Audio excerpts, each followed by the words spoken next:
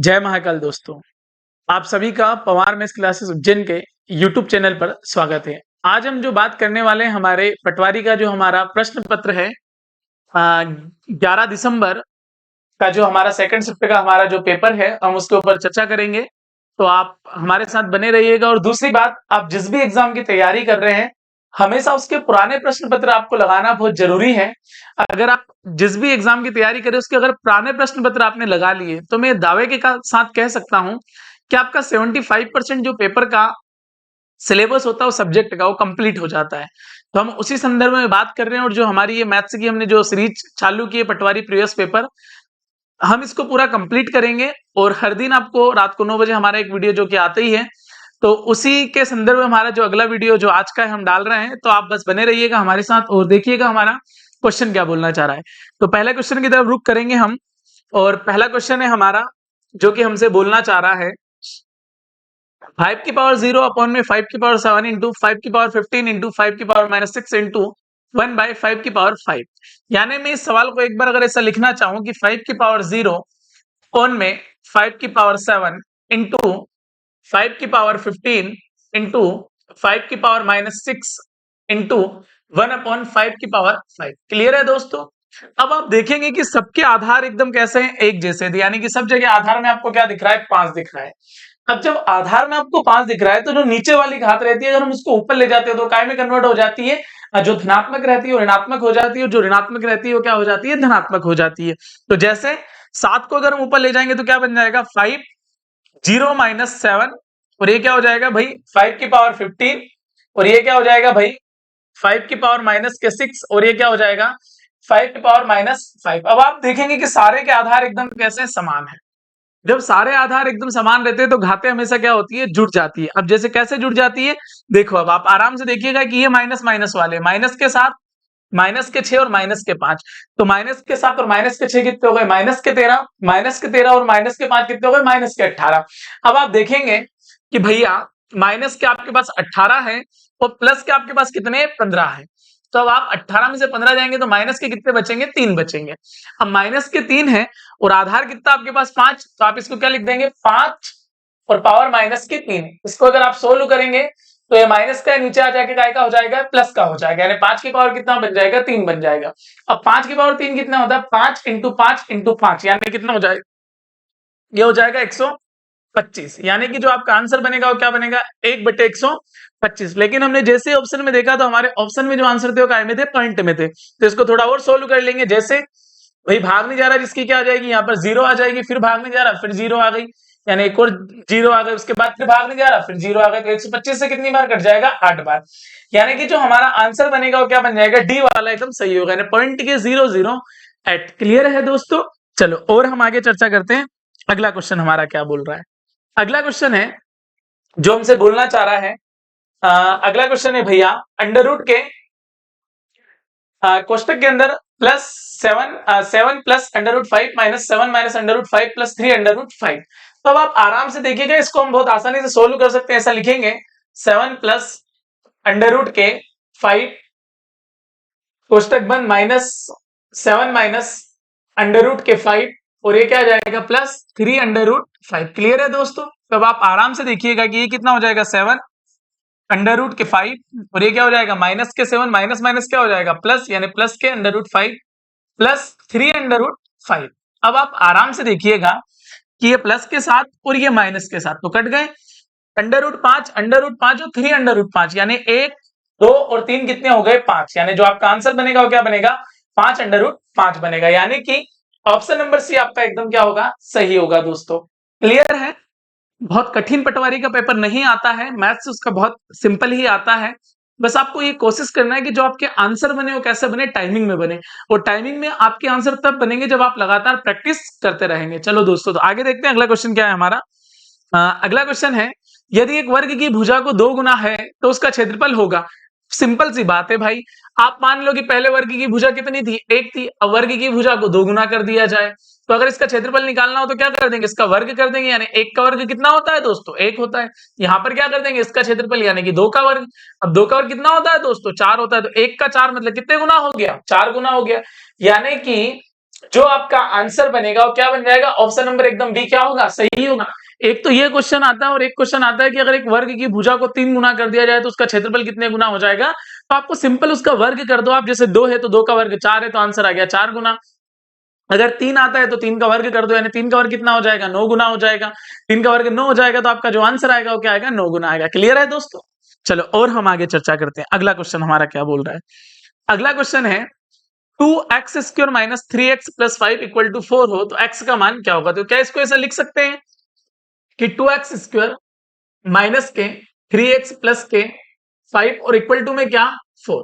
तो अब आप आराम से देखिएगा, मैं क्या करता हूं, ये प्लस का 4 है, इधर आके क्या हो जाएगा, माइनस का, यानी क्या हो जाएगा, ये हो जाएगा 2x² माइनस 3x और प्लस का क्या आ जाएगा, 1 आ जाएगा। कैसे आ जाएगा दोस्तों, क्योंकि प्लस के 4 में से माइनस के 4 जाएंगे तो क्या बचेगा, प्लस का 1 बचेगा। अब ये क्या बन गया, द्विघात समीकरण, यानी आप यहाँ ऐसा बोल सकते हैं कि a बराबर क्या आ जाएगा, 2 आ जाएगा, और b बराबर क्या आ जाएगा दोस्तों, माइनस के 3 आ जाएगा, और c बराबर क्या आ जाएगा, 1 आ जाएगा।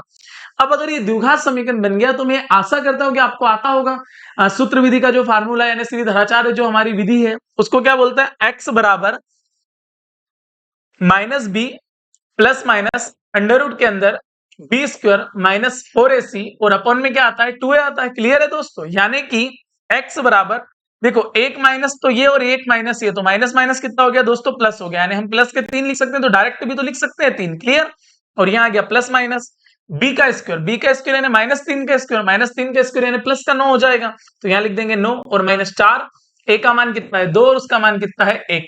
क्लियर है दोस्तों, और यहाँ हम कर देंगे 2 इंटू 2। तो भैया आप आराम से देखो, यानी हो जाएगा x बराबर 3 प्लस माइनस, और ये क्या हो जाएगा 9 माइनस 8 और डिवाइडेड बाय 4। अब आप थोड़ा सा धनात्मक मान ले लीजिएगा यहाँ पर, यानी x बराबर 3 प्लस 9 में से 8 गए तो कितने बचे 1, और अंडर रूट में अगर 1 होता है तो बाहर कितना आता है, 1 आता है। क्लियर है दोस्तों, तो यहाँ क्या आ जाएगा 1 और बटे में आ जाएगा 4, यानी x बराबर 3 और 1 4, तो ये 4 बटे 4 आ गया ना, जो हमारा आंसर आ गया वो कितना आ गया, 1 आ गया, यानी कि ऑप्शन नंबर ए हमारा एकदम यहाँ पर क्या होगा दोस्तों, सही होगा। मैं आशा करता हूँ कि आपको यहाँ तक समझ में आया होगा। चलो बस यहाँ जो फंडा है आपको देखना है कि ये कौन सा जो फार्मूला काम करेगा कौन सा करेगा, श्रीधराचार्य विधि वाला काम करेगा, यानी x बराबर माइनस के b plus minus under root b² minus 4ac upon में क्या 2 है। क्लियर है दोस्तों। चलो और आगे देखते हैं हम। अगला क्वेश्चन है, ये क्वेश्चन थोड़ा सा प्रिंटिंग मिस्टेक है, यानी कि पेपर में ही ये सवाल क्या आया था, गलत आया था, जबकि ये सवाल बहुत नॉर्मल सा है। ये सवाल ऐसा है कि 5 का वर्ग इंटू 4 का वर्ग, सिर्फ इतना सा है ये सवाल, और बराबर में क्या है, x है। क्लियर है ना दोस्तों, यानी पेपर में ही गलत आया था, इसका नंबर सबको मिला होगा। तो ये 5 का वर्ग कितना होता है, 25 होता है, और 4 का वर्ग कितना होता है, 16 होता है, और बराबर में क्या x। 16 5 कितना आ गया 80, कैरी आउट कितना किया 8, 16 तो 32 और 8 कितने आ गए 40, यानी जो आपका आंसर बनेगा वो कितना बनेगा 400, यानी कि आपका ऑप्शन नंबर बी एकदम क्या होगा दोस्तों, सही होगा। क्लियर, एक छोटा सा क्वेश्चन था, लेकिन वहां वो जो पेपर में आया था तब गलत आ गया था, थोड़ा सा आप उसे सही कर लेंगे, यानी कि जो आपका सवाल बनेगा वो क्या बनेगा, 5 का वर्ग इंटू 4 का वर्ग। क्लियर है दोस्तों। चलो भाई देखो, आप लगातार प्रयासरत रहें, अगर आप लगातार प्रयासरत रहेंगे तो चीजें बहुत आसान होती चली जाएगी, और हारा वही है भाई जो लड़ा नहीं है, क्योंकि परीक्षा नजदीक है, हमारी परीक्षा में बहुत ज्यादा समय बचा नहीं, लेकिन फिर भी अगर आप मेहनत करेंगे तो मैं गारंटी से बोल सकता हूं कि भाई आप सफलता को प्राप्त कर ही लेंगे, क्योंकि बहुत कोई ज्यादा कठिन आने वाला है नहीं मैथ्स, एकदम सरल से सवाल आएंगे। जो सरल से सवाल आते हैं बस वही हमें क्या होना चाहिए, याद होना चाहिए, क्योंकि वो सिर्फ हमसे ये पूछेगा क्या आप इन सवालों को टाइमिंग में सोल्व कर पाते हो या नहीं कर पाते हो, तो टाइमिंग में अपने आप सोल्व हो जाएंगे। तो औसत निकालिए, अगला क्वेश्चन है हमारा, और ये क्वेश्चन हमारा बार बार परीक्षा में आया है दोस्तों, है ना। तो इसको हम कैसा लिख देंगे, इसको लिख देंगे हम 52 प्लस के 60 और प्लस के 40 और प्लस के 29 और वापस क्या प्लस के 29। क्लियर है दोस्तों, कितनी संख्या है ये, 5 संख्या है, तो ये हो गई भाई 5। क्लियर, अब जोड़ेंगे कैसे आप, 60 और 40 100 हो गए, और ये कितने हो गए 150 हो गए, दो ज्यादा है तो इनमें एक एक जोड़ दीजिएगा, तो ये भी कितना हो जाएगा 30, और ये भी कितना हो जाएगा 30 हो जाएगा। क्लियर है दोस्तों, तो ये कितना हो गया 100 150 और 60 कितने हो गए 210, यानी 210 डिवाइडेड बाय 5, तो ये कितना हो गया 5 4 20 हो गया, और बचा कितना 1, यानी 5 2 कितना आ गया 10 आ गया, यानी जो आपका आंसर बनेगा वो क्या बन जाएगा, सी वाला एकदम क्या होगा, सही होगा। देखो भाई हर शिफ्ट में औसत का क्वेश्चन एक जरूर आया, और बहुत सिंपल सा क्वेश्चन आया। क्लियर है ना। चलो भाई आगे बढ़ते हैं, अगला क्वेश्चन देखते हैं। अगला है यदि एक संख्या एवं उसके उत्क्रम के मध्य का अंतर 5 हो। चलो भाई मान लो कि कोई संख्या क्या है, a है। क्या मान लो दोस्त, कोई संख्या a है। यदि एक संख्या एवं उसके उत्क्रम के मध्य का अंतर 5 है तो संख्या के वर्ग एवं उसके उत्क्रम का योग क्या होगा। तो आप आराम से देखिएगा भैया, मैं तो एक ही बात बोल रहा हूं कि यदि एक संख्या और उसके उत्क्रम के मध्य का अंतर 5 है, यानी कि a और इसका व्युत्क्रम यानी 1/a का अंतर कितना है, 5। तो संख्या के वर्ग और उसके व्युत्क्रम का योग क्या होगा, मतलब संख्या का भी वर्ग चाहिए, उत्क्रम का भी क्या चाहिए, वर्ग चाहिए। तो मैं तो सिंपल बात करता हूं भाई कि यहां दोनों तरफ क्या कर दीजिएगा, अरे यहां दोनों तरफ क्या कर दीजिएगा, वर्ग कर दीजिएगा। तो ये क्या हो जाएगा, a का वर्ग प्लस b का वर्ग माइनस 2ab और 5 का वर्ग कितना हो जाएगा, 25 हो जाएगा। हो जाएगा नहीं हो जाएगा। तो आप आराम से देखिए, a से a कट गया, यानी ये क्या आ गया, ये आ गया a square plus 1/a square, और ये माइनस का उधर जाके काय का हो गया, प्लस का हो गया, यानी 25 और 2 कितने हो गए दोस्तों, 27 हो गए। क्लियर है, यानी कि आपका ऑप्शन नंबर एकदम सी क्या हो जाएगा, सही हो जाएगा।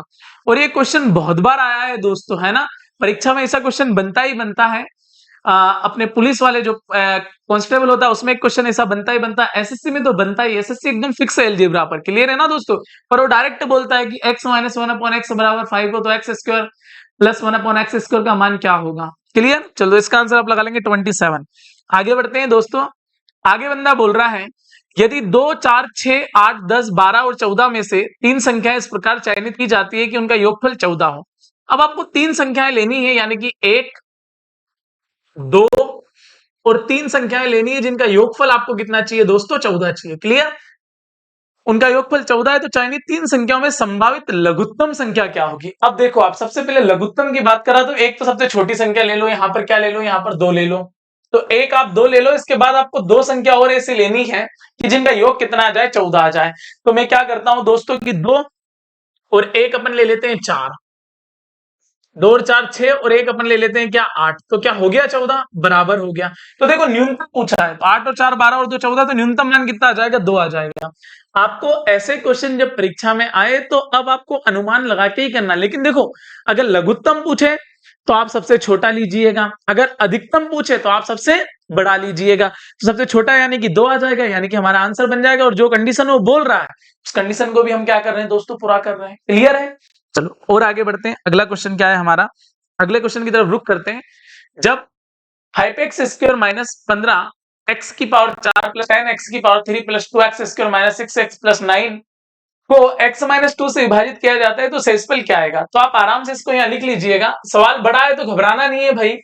5x स्क्वायर माइनस 15 x की पावर 4 और प्लस में 10 x की पावर 3 और plus 2x square minus 6x plus 9 तो x माइनस 2 से विभाजित किया जाए तो आप ऐसा कर दीजिएगा कि x माइनस 2 बराबर क्या आ जाएगा, 0 और x बराबर कितना आ जाएगा, 2 आ जाएगा। क्लियर है दोस्तों। अब आप ऐसे भाग देने मत बैठ जाना, भाग विधि से बहुत बड़ा पड़ जाएगा, सवाल बहुत लेंदी हो जाएगा। बस आप तो तुलना कर दीजिएगा कि x माइनस 2 बराबर क्या आ जाएगा, 0, यानी x बराबर क्या आ जाएगा, 2 आ जाएगा। यानी जहां जहां x है वहां वहां आप मान क्या रख दीजिएगा, 2 रख दीजिएगा। जैसे ये 5 और इसको मैं लिख सकता हूं 2 की पावर 2 यानी कितना हो जाएगा, 4। ये माइनस के 15, अब ये कितना हो जाएगा भैया, x की पावर 4 मतलब 2 की पावर 4। 2 की पावर 4 का मतलब होता है 2 4 8 और 16, यानी यहां क्या कर देंगे हम 15 इंटू 16 और प्लस 10। और यहां देखेंगे आप x की पावर 3 यानी 2 की पावर 3 कितना होता है, 8 होता है, और प्लस 2 की पावर 2 कितना होता है, 4 होता है, और ये कितना 6 और 2 12 और प्लस के कितने आ गए, 9 आ गए। क्लियर है दोस्तों। तो ये क्या हो जाएगा, ये हो जाएगा 5 4 20 माइनस 16 और 15 कितने हो गए भाई, 240, और प्लस में कितना हो जाएगा 10 8 80 और 4 2 8 माइनस के 12 और प्लस के कितने आ जाएंगे, 9 आ जाएंगे। क्लियर है दोस्तों। तब आप आराम से देखेंगे कि ये 80 और ये कितना हो गया 100, 100 और 8 कितना हो गया 108, 108 और 9 कितने हो गए 117, यानी प्लस के कितने आ गए 117 और माइनस 240 और माइनस के कितने आ गए भाई 12। तो ये कितना हो जाएगा 240 और 252 हो जाएगा। क्लियर है दोस्तों। यहाँ पर एक कहीं ना कहीं मुझे ऐसा लग रहा है कि कोई एक डिजिट ऐसा आया नहीं है कि जो समीकरण में, तो आप अगर इसको ऐसे घटाएंगे तो भी आपका आंसर आ जाएगा। यानी 252 में से क्या गए 117 गए, तो आपका जो आंसर बनेगा वो कितना बनेगा, माइनस के वो बनेगा 135। लेकिन ऑप्शन में कहीं हमें दिख नहीं रहा माइनस के 135। तो कहीं ना कहीं क्वेश्चन में मिस्टेक आप मान सकते हैं कि अगर आप मानेंगे तो क्या, तो अगर ऐसा सवाल आए तो आप ऐसे ही सोल्व कर लेंगे तो चीजें क्या हो जाएगी आपके लिए आसान हो जाएगी। कहीं मुझे सवाल में मिस्टेक दिख रहा है कि कहीं एक ऐसी वैल्यू है कि जो उसमें आ नहीं पाई है। चलो ठीक है ना दोस्तों, लेकिन सवाल ऐसा है तो आपको सोल्व करना है। चलो और आगे बढ़ते हैं। अगला क्वेश्चन क्या है, 500 मीटर और 750 मीटर लंबाई की दो रेलगाड़ी समान दिशा में गतिशील है। एक रेलगाड़ी की गति 60 किलोमीटर प्रति घंटे और दूसरी की गति 75 किलोमीटर प्रति घंटे है। तेज चलने वाली रेलगाड़ी द्वारा धीमी रेलगाड़ी को पार करने में लिया गया समय ज्ञात कीजिए। सबसे पहले देखो भाई इनकी लंबाई, तो लंबाई कितनी हो गई 500 और 750, यानी कितनी हो गई 1250। कितने समय में पार करेगी तो पता नहीं भाई, टी समय आ गया। अब बंदा क्या बोल रहा है, एक रेलगाड़ी की गति 60 किलोमीटर प्रति घंटे और दूसरी रेलगाड़ी की गति कितनी है 75 किलोमीटर प्रति घंटे, और दोनों कैसे जा रहे हैं, एक ही दिशा में जा रहे हैं। तो एक दिशा में चाल कैसी होती है माइनस, जैसे मान लो कि एक की चाल कितनी है भैया 75 किलोमीटर प्रति घंटे है और एक की गति कितनी है 60 किलोमीटर प्रति घंटे। क्लियर दोस्तों, तो दोनों एक दिशा में चाल हमेशा क्या होती है माइनस, यानी 75 में से 60 गए तो चाल कितनी आ गई 15 किलोमीटर प्रति घंटे। तो अब आप यहाँ क्या कर देंगे 15, और अगर किलोमीटर प्रति घंटे तो इसमें गुना क्या करेंगे आप 5/18 का, तो ये कन्वर्ट क्या में हो जाएगा मीटर पर सेकंड में। चलो भाई ये 5 से कितनी बार कट गया 25 बार, और वापस 5 से कितनी बार कट गया 3 बार, ये 5 से कितनी बार कट गया 5 बार, और 3 से कितनी बार कट गया 6 बार, और 6 5 कितना आ गया 30, यानी टी बराबर जो हमारा आंसर आएगा वो कितना आ जाएगा 30 सेकंड। यानी कि वो ट्रेन उसे कितनी देर में पार कर देगी, तो 30 सेकंड में एकदम क्या कर देगी दोस्तों, सॉरी एक जीरो और आएगा, यानी 5 6 30 यानी 300 सेकंड में क्या कर देगी वो ट्रेन को पार कर देगी। यानी कि ऑप्शन नंबर हमारा डी एकदम क्या हो जाएगा दोस्तों, सही हो जाएगा। क्लियर है, चलो और हम आगे चर्चा करते हैं। अगला क्वेश्चन है हमारा, एक चुनाव में अमन को 65% मत प्राप्त हुए और वहां 3000 मतों के अंदर से विजय रहा, डाले गए कुल मतों की संख्या क्या होगी। तो देखो भैया किसी भी चुनाव में हमेशा जो वोट डाले जाते हैं वो कितने डाले जाते हैं 100%। एक अमन को कितने हुए 65%, जब अमन को 65% मत प्राप्त हुए तो पक्की बात है भाई 100 में से 65 चले गए तो बचे कितने होंगे 35%। तो आप देखो कि दोनों में अंतर जो कितने का है 65 और 35 में अंतर कितने का भाई 30% का, और वो जीता कितना से भाई 3000 से। अब आपको पता है कि जब 30% का वैल्यू आपके पास कितना है दोस्तों 3000 है, कितना है 3000, तो उसने बोला डाले गए कुल मत, तो डाले गए कुल मत हमेशा कितने होते हैं दोस्तों 100% होते हैं। क्लियर है, चलो भाई एक जीरो से एक जीरो कट गया, 3 से कितनी बार कट गया एक बार, 2 जीरो के साथ 100 इंटू 100 कितना होता है दोस्तों 10,000 होता है। यानी कि आपका ऑप्शन नंबर सी एकदम क्या हो जाएगा सही हो जाएगा, यानी कि डाले गए कुल मतों की जो संख्या होगी वो कितनी होगी दोस्तों 10,000 होगी। चलो अगले क्वेश्चन की तरफ रुक करते हैं। अगला क्वेश्चन है, 3 बच्चे कुल मिलाकर 17 कुकीज खा गए, अमला किसी अन्य बच्चे की तुलना में अधिक कुकीज खाती है, अमला द्वारा खाई गई कुकीज की न्यूनतम संभावित संख्या क्या है। देखो न्यूनतम पूछा है। अब सबसे पहले आप देखो कि अगर हम न्यूनतम देखें तो ये 6, तो आप देखो 1 2 और 3 बच्चे हैं, और एक बच्चे का नाम क्या है भाई अमला है। क्लियर है ना, अब ये क्या करता है भैया अमला द्वारा खाई गई कुछ की न्यूनतम संभावित संख्या क्या है, और ये तीनों मिलाकर कितने खाते हैं भैया 17 खाते हैं। कितने खाते हैं 17। अमला किसी अन्य बच्चे की तुलना में अधिक कुकीज खाती है, तो मान लो कि अगर ये 6 खाती है तो 17 में से 6 चले गए तो बच्चे कितने 11। एक कोई क्या खाएगा 5 खाएगा और एक क्या खाएगा 6 खाएगा, पर आपको कंडीशन फॉलो नहीं कर रहा हो, क्यों बोल रहा है कि भाई अमला किसी से भी ज्यादा कुकीज खाती है, तो 6 वाला कॉन्सेप्ट तो हमारा गलत हो गया। अब 6 वाला अगर हमारा गलत हो गया तो हम कहाँ आ जाते हैं 7 पे आ जाते हैं, मतलब ये क्या आ गया 7।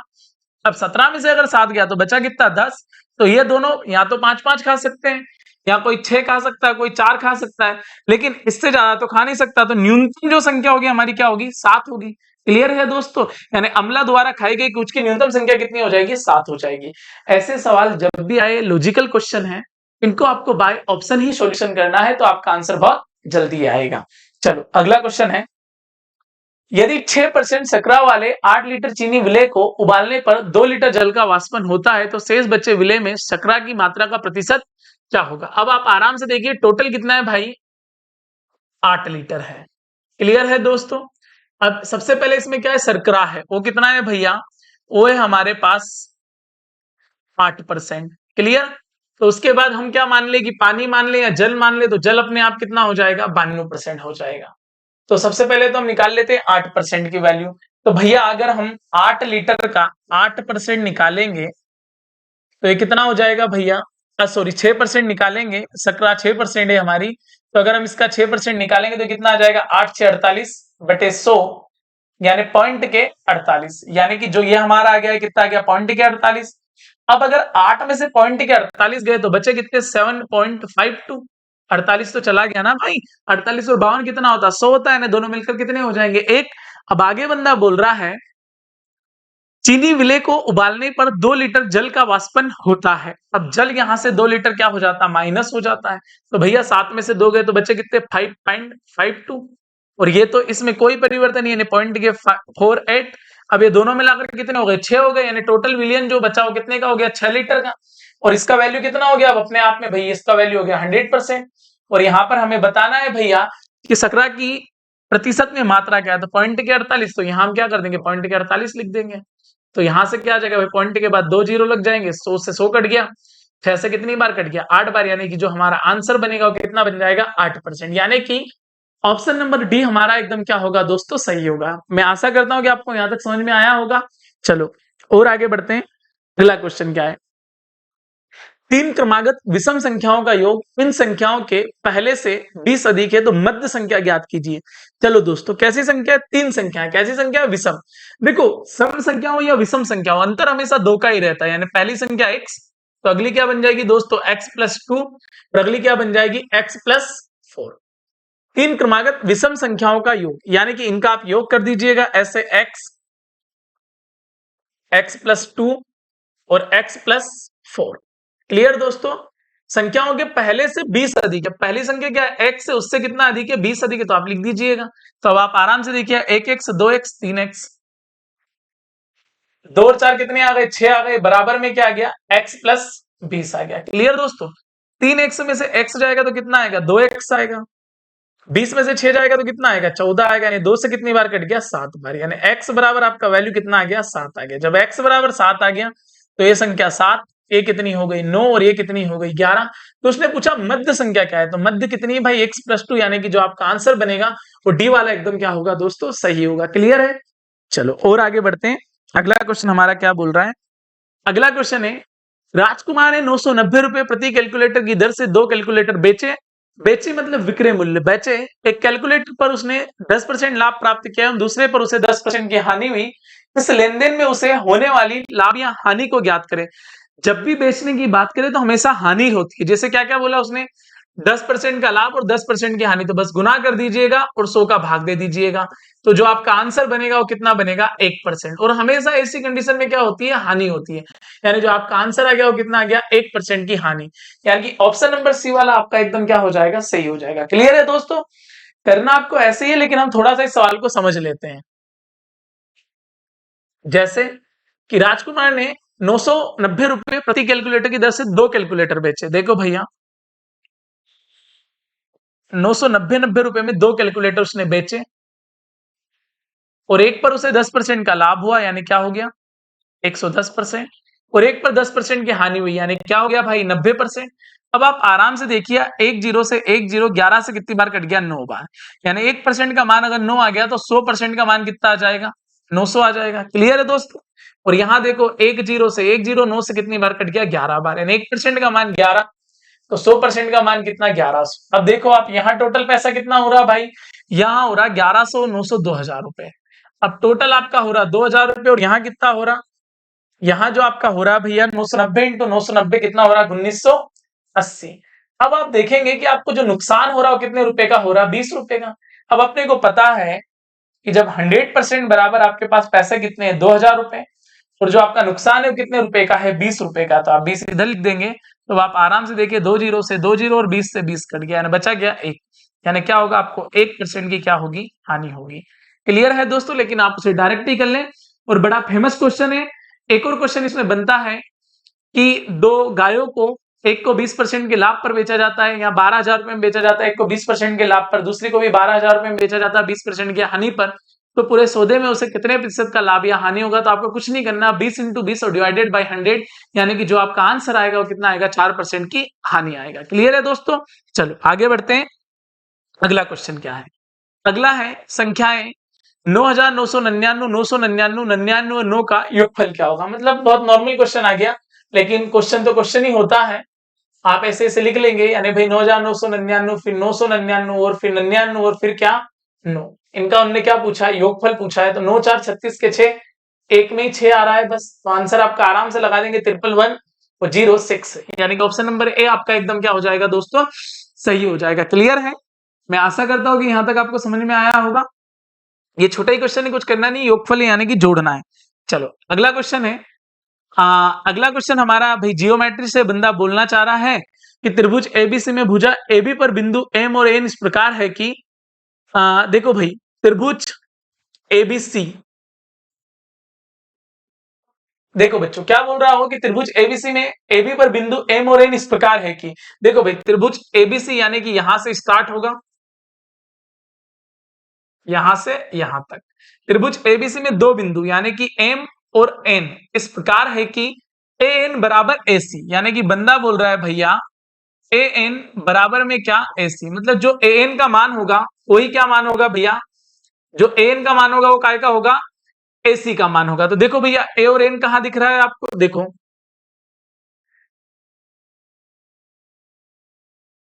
देखो आराम से देखो भैया ए और एन इस प्रकार है कि, देखो ए एन कहां दिख रहा है आपको, मेरे को दिख रहा है भैया ए और एन ये यहां दिख रहा है। ए एन इस प्रकार है कि ए एन बराबर ए सी, यानी ए एन बराबर में क्या ए सी, यानी कि ये दोनों एकदम कैसे बराबर है, यानी कि ये और ये दोनों एक दूसरे के कैसे हैं, बराबर है। इस प्रकार है कि बी एम बराबर बी सी, देखो भैया आराम से, ऐसे घबराने की आवश्यकता नहीं है कि बी एम बराबर बी सी। तो अब देखो बी एम कहाँ है, देखो भैया आप आराम से देखेंगे तो बी एम आपको कहां तक दिखेगा, चलो एकदम थोड़ा सा पेन चेंज कर लेते हैं तो समझाने में आसानी रहेगी मुझे।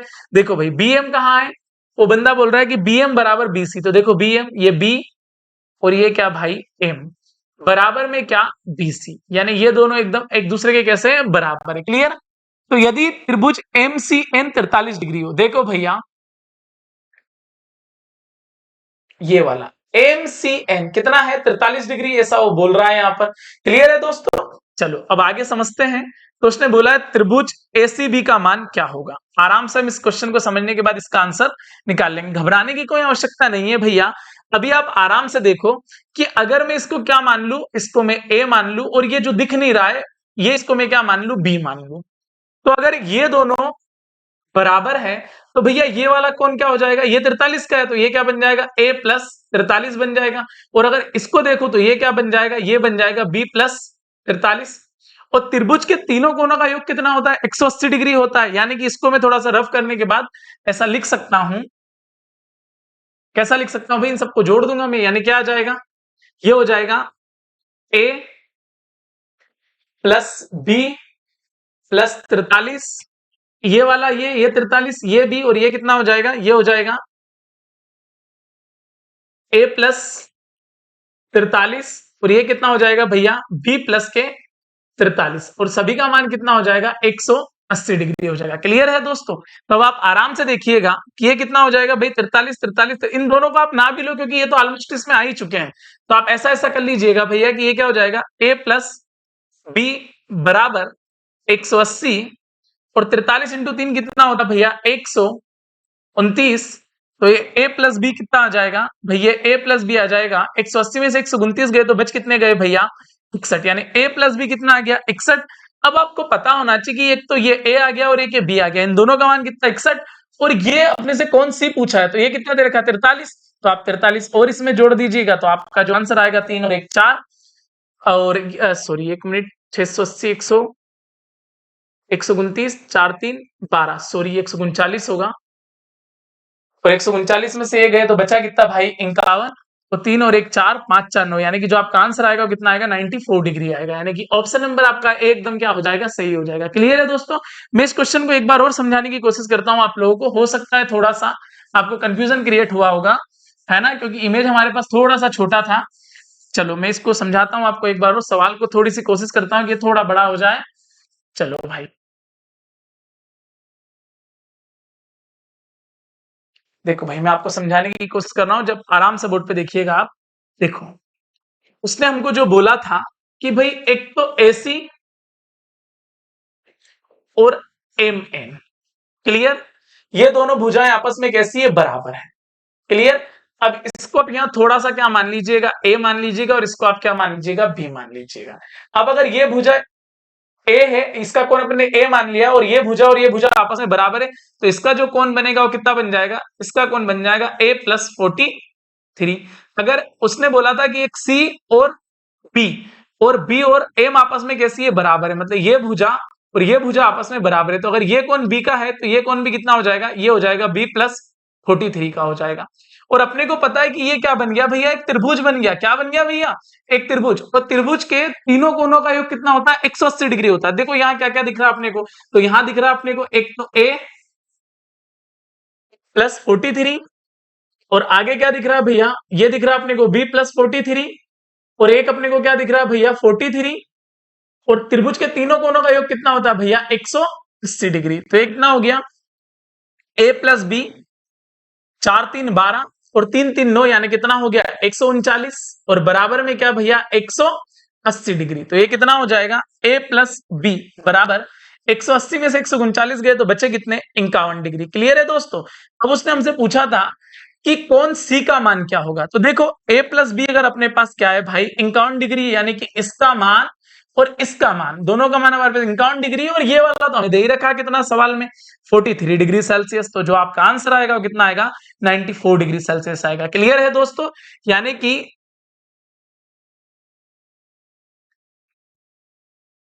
जो आपका आंसर आएगा वो क्या हो जाएगा दोस्तों, ए बराबर क्या हो जाएगा, 94 डिग्री हो जाएगा। क्लियर है, आपको समझ में आ गया होगा ये सवाल।